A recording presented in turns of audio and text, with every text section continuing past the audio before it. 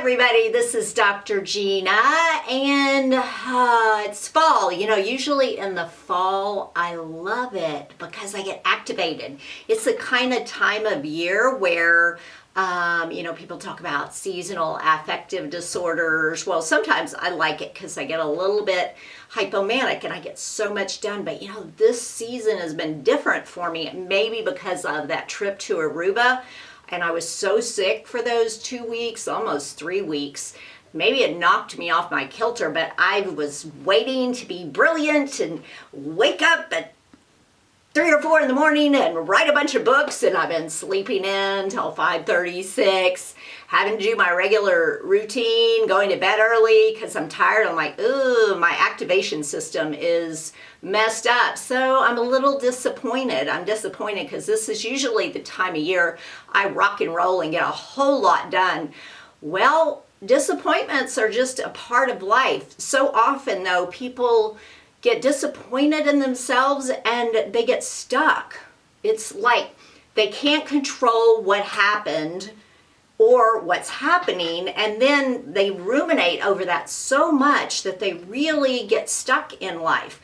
So, I've been a little disappointed, and I guess I'm confessing my faults one to another, because I really worked very hard to get my book written. It's a memoir book of my life, and I just was so happy that I got it finished. And so I actually, for the first time, turned it in to a professional editor to review it, and her response to me was, well, this is okay, but if you want it to really rock and roll, you're going to have to turn it into more of a self-help type book, which means I have to deconstruct the whole thing. I have to restructure it. I never experienced writer's block till now. So it has been literally sitting on the shelf for about 3 months, maybe 4 months, where every time I start to touch it, I almost feel sick to my stomach. That's I'm disappointed because I worked really hard at it. I expected it to just be like a lot of projects and just kind of groove and move out and do something, and it's not working out that way. So, we have the Rewrite Your Script conference coming up. My dream was to have my book done, or at least a promo for it. So at the Rewrite Your Script conference, I could give a pitch so people could be excited, and I don't even think I'm going to have a little promo for it at this point because I haven't gotten enough of the flow of how I'm supposed to write it. Anyway, we all deal with disappointments, and when you feel stuck, don't be ashamed of yourself, because disappointments aren't really meant to cause shame in us. They're just a part of life. It's kind of like the GPS. I am really wired screwed up. Like, if I'm supposed to turn to the left, I'll instinctively think I'm supposed to go to the right. I have a bad sense of direction. So inevitably, I'm going the wrong way. And I'm always having to talk myself into the fact that, well, this was a good route. I got to see this and I got to see that. So I don't feel really stupid because my little magnet in my brain doesn't work very well.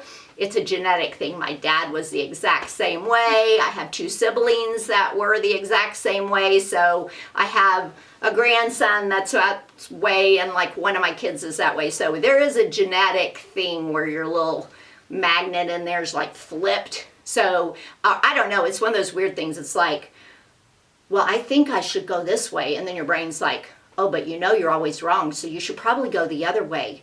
Well, maybe I was right. And so it becomes very confusing. And then the GPS so often takes me down a road. I'm like, I know this is not the right way, but I don't trust my own instinct enough to listen to my own instinct. So disappointments happen, but it's kind of like that.